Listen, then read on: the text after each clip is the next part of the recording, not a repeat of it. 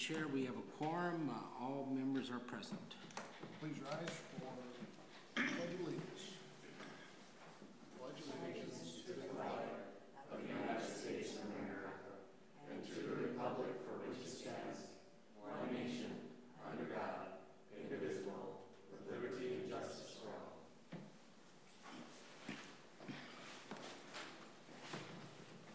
Welcome to tonight's regular board meeting.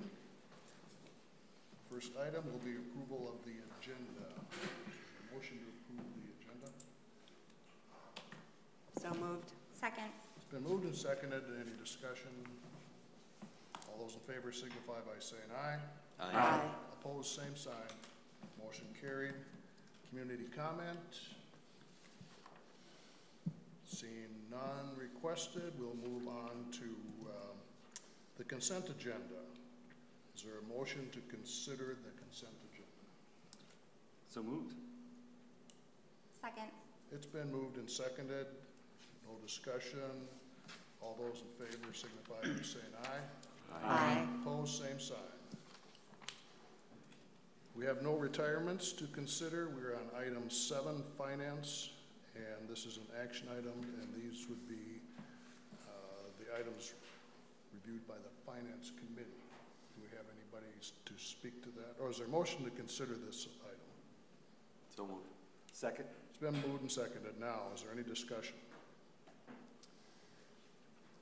I think I'll go through the levy certification. You're talking about the levy certification, right? Okay. Yep. And then if you have any questions, I guess, I'll go that approach. The Finance Committee has reviewed the levy certification. There are some increases in there, but those are all mandated by the state. You guys haven't done anything. We just take the levy that the state of Minnesota looks at, they certify it, or they don't certify it, they look at it, they review it, they send it to us, and then we have the option of certifying it. At this time, we ask you to certify or recommend certifying the max because there still could be some changes. One change that has happened in the past is in debt service. There has been a school in the past that the state didn't do the debt service correct the first time and found out later that it was a little bit more than what they anticipated. So by certifying the max, that school district was able to get the maximum dollar amount. The last thing you want to do is to be short on your mortgage payment for a debt service. So things like that. Normally they're very accurate from the Minnesota Department of Education, but there could be a few adjustments, and so that's again the reason why we say the max. If you have any individual comments or questions, Jennifer has done a great job of putting a summary sheet together for you, and I thought explained each one of those items very, very well. So you don't want to go through all 41 pages? Actually, if you want to go through page 31, I'm okay with that. But yeah, the entire page consolidated is fine. In summary, then, do I see that the levy goes up 6.37%? That's correct. Okay. And there's lots of pluses and minuses. And so, are you asking us? Is this B item B? No, excuse me. It's an action item. All right, are we approving this? You're asking us to approve the max for the levy certification. Yep. With this item, okay. The official approval will be in December. So you'll hear the truth and taxation hearing, and then the next meeting you'll actually approve the levy for 2018. And we have no control over this. No, you don't. Well, I mean, I don't know. You can take some things as correct, right? It basically everything that you see filtered in here are just the numbers we provide from. 90% of it is with our enrollment and the district's number of students, and then the state pops out a number, and this is the number that you get to see. So we got this number from the state. State of Minnesota, yep. So we do have some influence. If you pass legislation, MSBA resolutions, things like that, yep.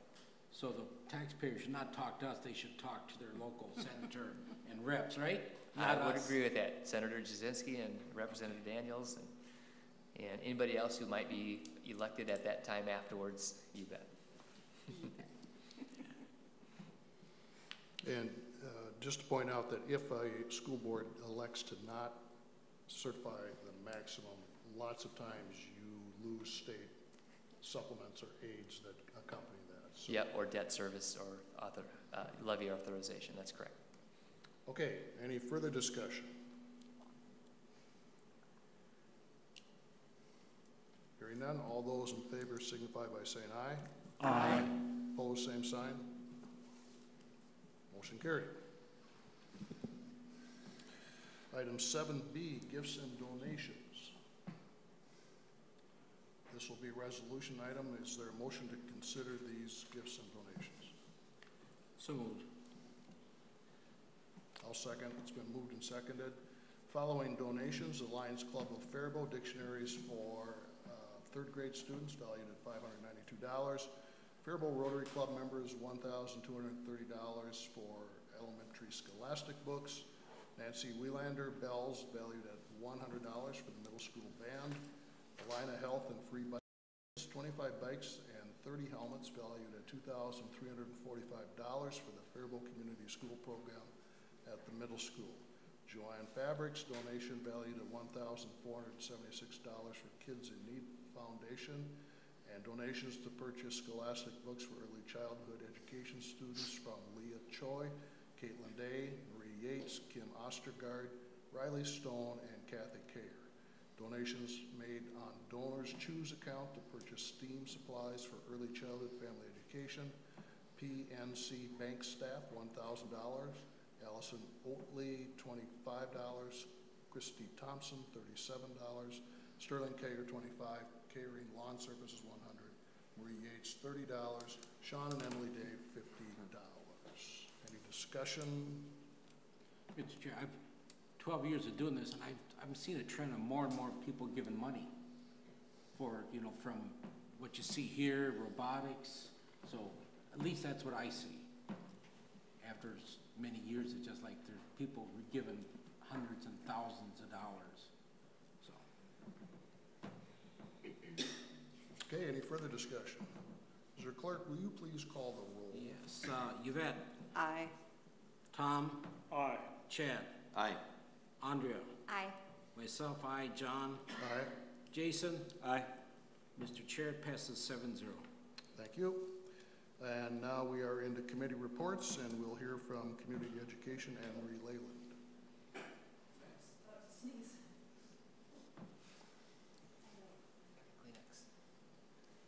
Caught that cold that's going around. Just a quick conversation or information about community school. I know I reported on that last time, but we kicked off on the 17th, on Monday, both at the middle school and at Jefferson. Got lots of students, got about 70-ish students already signed up for clubs at Jefferson, about 40, 45 for the middle school.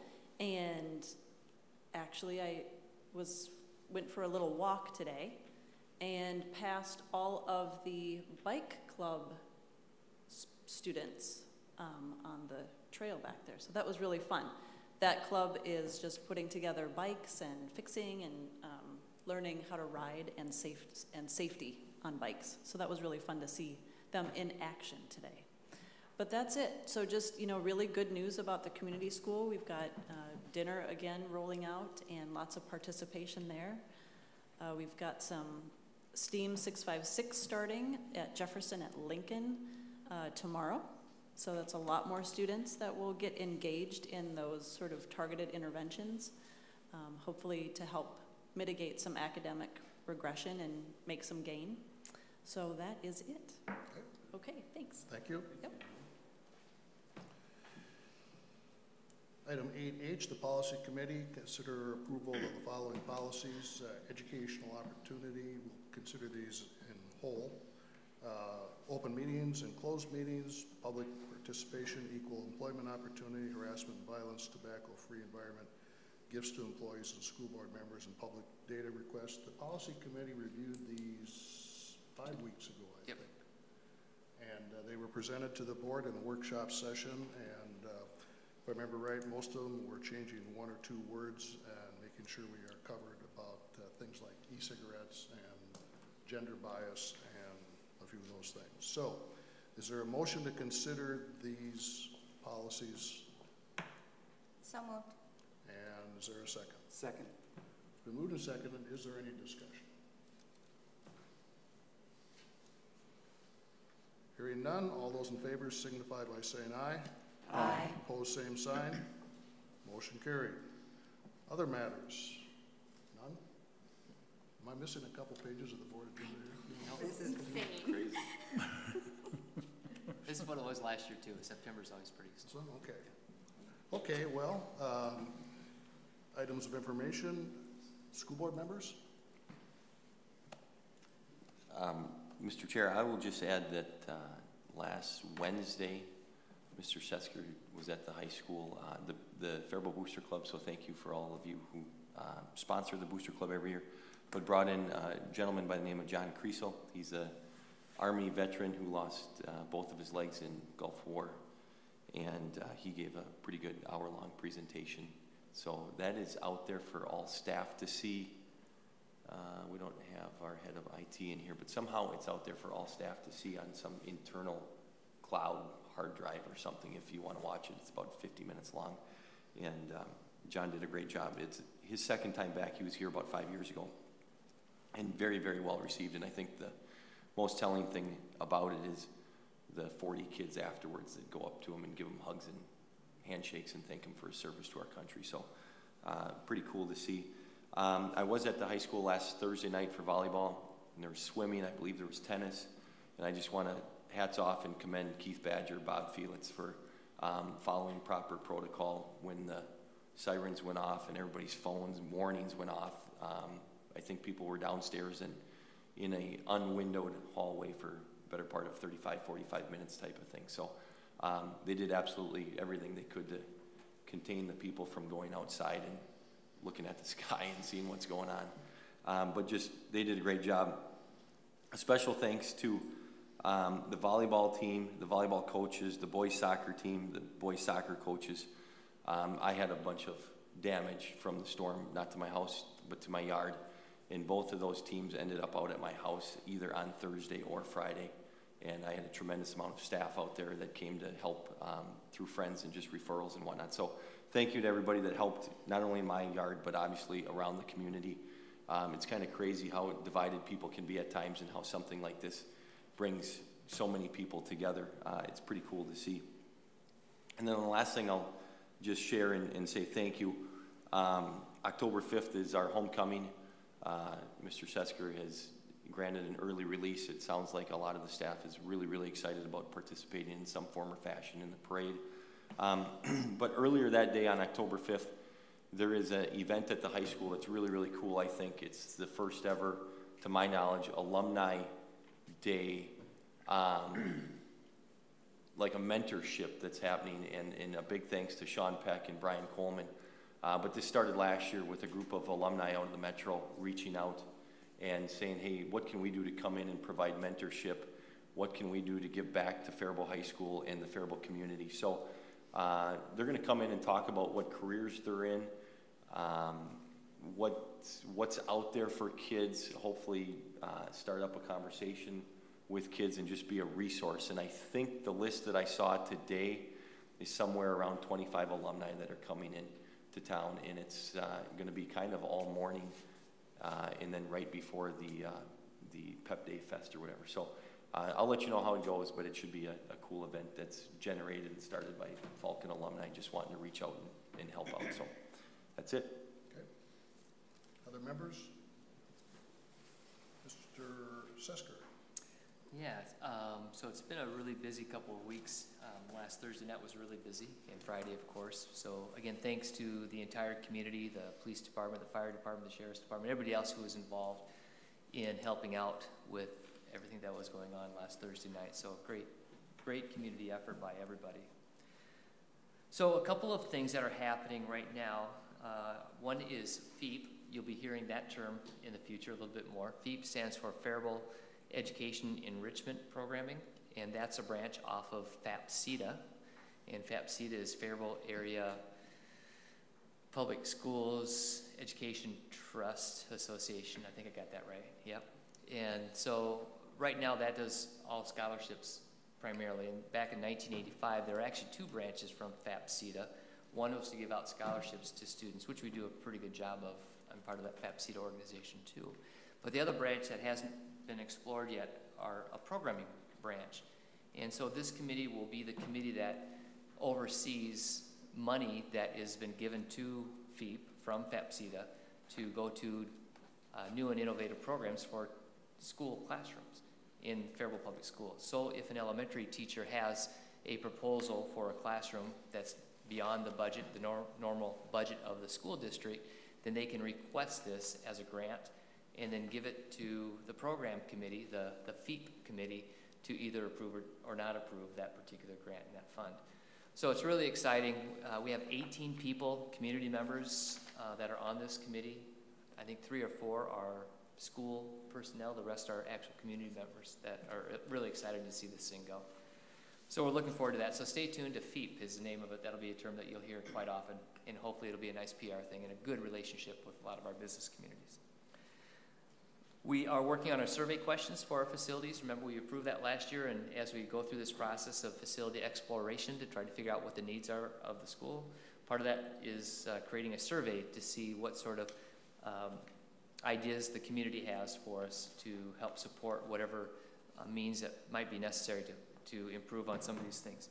The meetings that we've been covering with the entire facility really have surrounded on 4 topics that the task force has defined quite well. And the 4 items are safety and security, and educational alignment to create some 21st century classrooms to move our education system forward, early learning, and the last one is deferred maintenance, all of which coincidentally were part of the process from before. So pretty much everything minus the event center has been talked about and now actually refined in a way that's pretty easy to communicate to the staff. So one of the examples that I'll give you right now, and we're still in the middle of it, but deferred maintenance, we've identified $70 million worth of items that would be considered deferred maintenance, and obviously that's a large number. But a lot of them are really difficult to argue against moving ahead with those. So for example, our fire alarm systems are going to be expired here in a couple of years, all of them. And there are no spare parts for fire alarms. Each building is about $120,000 each for the fire alarm systems. And there are certainly different avenues of revenue to do that, but you have to remember the context of our deferred maintenance is $70 million. And we can certainly shift funds from one to another, but we have a lot of those types of fire alarm projects that we need to have finished in order for us to be not only in compliance with the state and the feds, but also common sense-wise, make it safe for our students and staff. So it's hard to argue against putting in a fire alarm system, and those things, or similar to those things, will be asked through the whole process of trying to resolve how we're going to figure this whole thing out.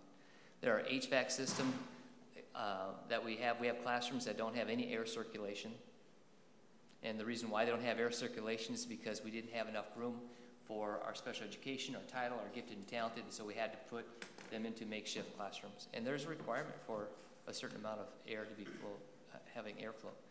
We have things like cupboards and counters and sinks and all kinds of those things that you see at a lot of the elementary schools that need to be fixed eventually.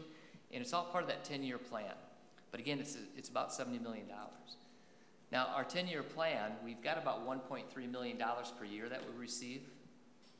And we can use, like I said, some of those funds to offset some of those other priorities. But, you know, doing a little simple math, that's only $13 million over 10 years.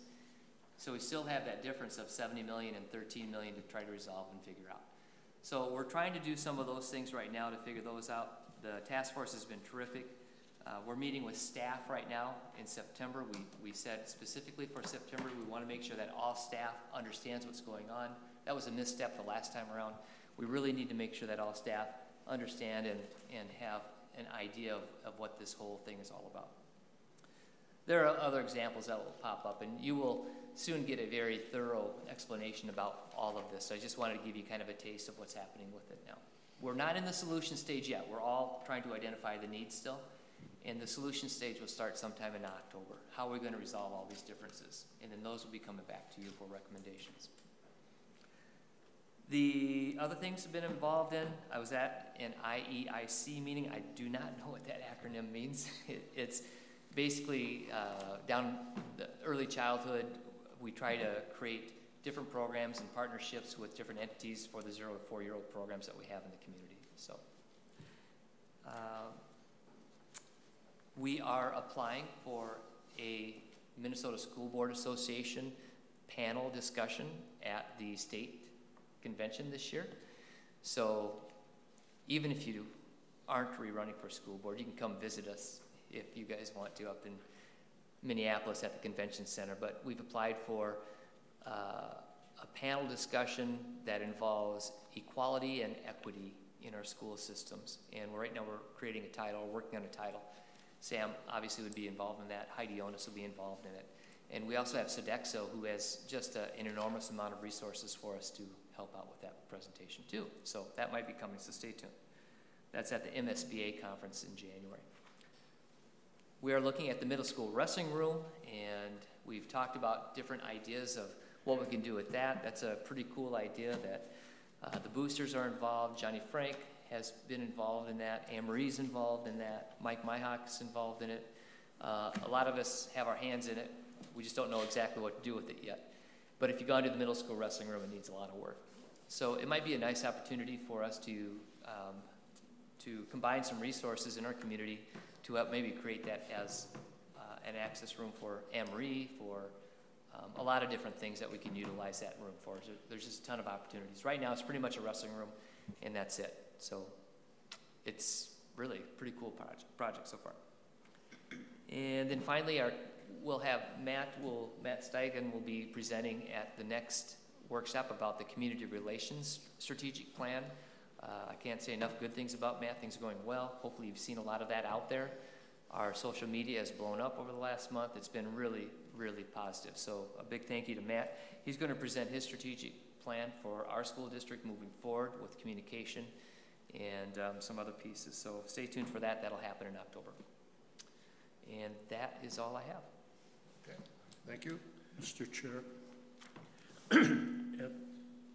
at the price of interrupting, I would like to make note of a historic moment. It appears that under your leadership, we are now cutting 15 minutes off the previously shortest school board meeting on record.